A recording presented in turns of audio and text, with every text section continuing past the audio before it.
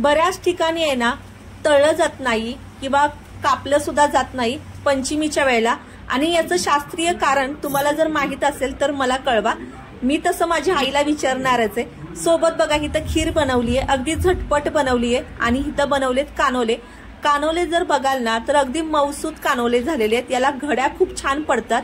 आणि विशेष म्हणजे खीर बनवताना यामध्ये आपण मावा अजिबात वापरलेला नाहीये, तरी सुद्धा आहे ना खीर अगदी दाटसर अशी झालेली आहे. नमस्कार, मेजवानी जेवणाची यामध्ये तुम्हा सगळ्यांचं खूप खूप खूप मनापासून स्वागत आहे. तर आज मी माझ्या आई जशी बनवायची ना पंचमीसाठी कानोले, आणि प्रत्येक भागाची पद्धत थोडीशी वेगळी असते, तीच पद्धत आणि अगदी झटपट होणारी कानोलेची पद्धत तुमच्यासोबत मी शेअर करणार आहे. चला तर मग पटकन रेसिपीला सुरुवात करूया. तर त्यासाठी ना इथं बघा मी 1 वाटी गव्हाचं पीठ घेतलेले. आता गव्हाचं पीठ आहे ना बिना चाळताच घेतात, कारण त्या दिवशी ना चाळत सुद्धा नाहीत असं तरी माझी आई आम्हाला सांगायची. आणि यामध्ये थोडंसं मीठ आणि तेल घालायचे अर्धा चमचा. हे व्यवस्थित पिठाला चोळून घ्यायचे. आणि जितका जास्त कोंडा यामध्ये राहतो ना तितकेच कानोले बघा थोडेसे मऊसूद होतात. आता कानोले आपण खिरीसोबत नैवेद्य दाखवणार आहे, त्यासाठी नाही तर मी दुधामध्ये हे पीठ मळून घेतले.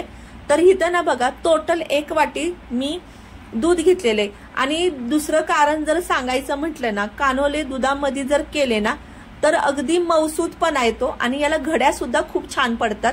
आता हे पीठ आपल्याला थोडं थोडं दूध घालून चांगलं घट्टसर मळून घ्यायचंय. आपण जसं चपातीला मळून घेतो ना तसंच मळून घ्यायचंय. अगदी पटकन होऊन जातं.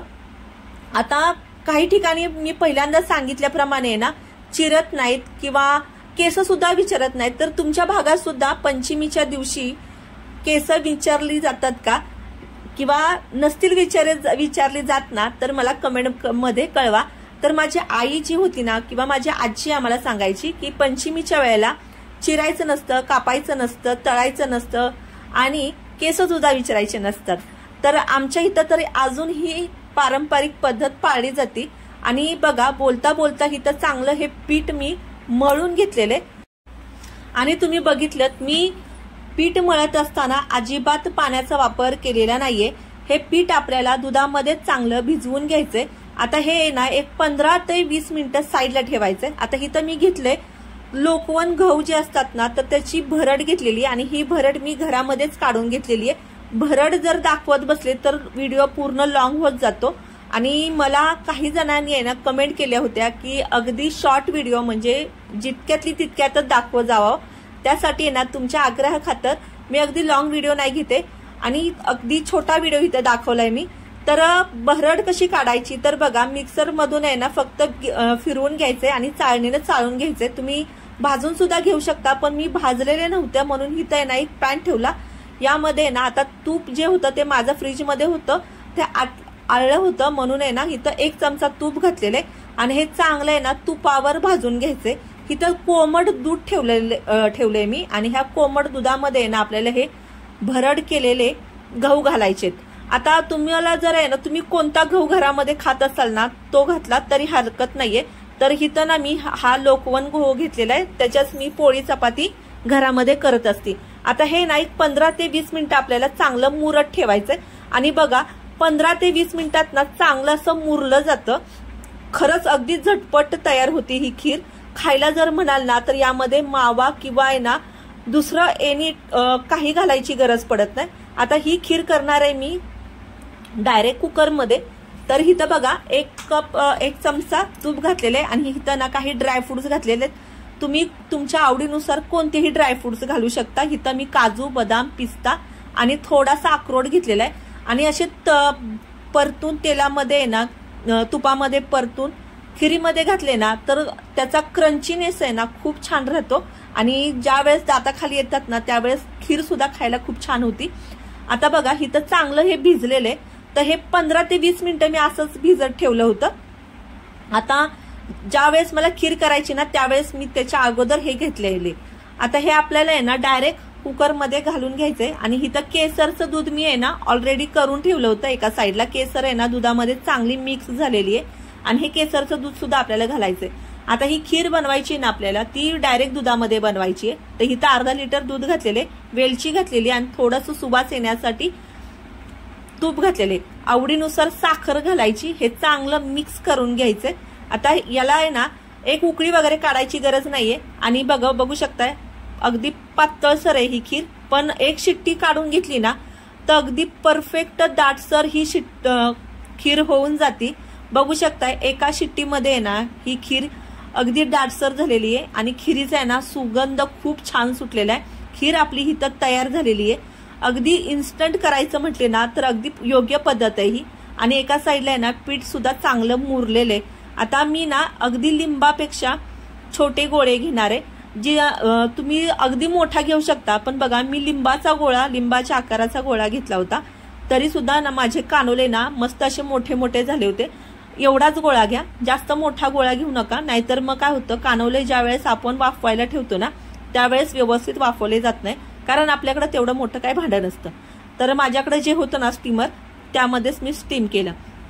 आता इथं ना गोळ्याला आपल्याला पीठ लावून घ्यायचंय। आता मी गव्हाचंच पीठ लावून घेतले आणि आपल्याला आहे ना अगदी पातळसर याची चपाती लाटून घ्यायची आहे। जितकी पातळसर चपाती लाटाल ना तितकेच पदार्थ चांगले सुटले जातात।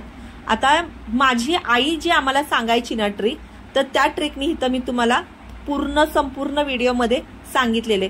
आणि माझी आई आम्हाला सांगायची एक तुम्हाला महत्वाची टिप सांगते की आहे ना ज्यावेळेस आपण तूप लावत असतो किंवा तेल लावत असतो ना तर ते अगदीच पचपचित लावायचं नसतं। काय होतं ज्यावेळेस आपण वाफवायला ठेवतो ना मग ते घड्या आहेत ना चिकटल्या जातात। आणि इथं बघा अगदी हलकसं मी तेल लावून घेतलेले आणि त्यावर थोडंसं पीठ भुरभुरून घ्यायचंय। आता मी इथं आहे ना तुम्ही जी घडी मी घातली ना त्याच्या मी तुम्हाला पुढे दाखवणारच आहे। जी घडी मी घातली आहे ना तिथं सुद्धा तुम्ही तेल लावून आणि थोडंसं पीठ लावून घेऊ शकता। तर बघा मी दोन्ही पद्धतीच्या इथं मी तुम्हाला कानोले दाखवलेत आणि खरंच खूप छान होतात हे कानोले। आणि तुम्ही आहे ना पंचमीसाठी आहे ना अजून कोणता पदार्थ बनवत असाल ना तो मला कमेंटमध्ये कळवा। आणि बघा एक वाटीमध्ये आहे ना 6 ते 7 झालेले, तर इथं मी तुम्हाला दाखवण्यासाठी 5 ते 6 करून घेतलेले आणि परफेक्ट आहेत ना 5 ते 6 कानवले आरामात होऊन जातात।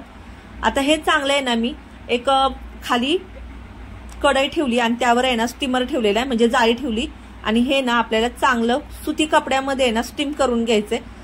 सुती कपड्यामध्ये घेतलं ना स्टीम करून तर आहे ना पाणी येत नाही, यावर पचपचत नाही आणि एक 10 ते 12 मिनिटं चांगलं स्टीम करून घ्यायचंय। बघू शकता याचा कलर आहे ना खरंच खूप चांगला येतो स्टीम केल्यानंतर, कारण आपण यामध्ये दूध घातलेला, दुधामुळे आहे ना या कानवल्याला कलर खूप छान येतो। तर बघा तुम्हाला थोडंसं झूम करून दाखवते। पहिला कानवला मी काढला आणि आता हा दुसरा सुद्धा आहे ना तो सुद्धा खूप छान निघालाय। आणि ही पद्धत आहे ना आईची मला तर खूप आवडायची, कारण जे कानोले असायचे ना ते अगदी पातळसर असायचे आणि आम्ही काय करायचो शाळेला तर सुट्टीच असायची पंचमीच्या वेळेला आणि अशी खीर आणि असे कानोले खूप छान बेत व्हायचा। देवाच्या बरोबर आम्हाला सुद्धा नैवेद्य मिळायचा। तर तुम्ही सुद्धा आहे ना असा नैवेद्य करून बघा, आवडलं तर कमेंट बॉक्समध्ये कळवायला विसरू नका। चॅनलला लाईक केलं नसेल तर लाईक करा, सबस्क्राईब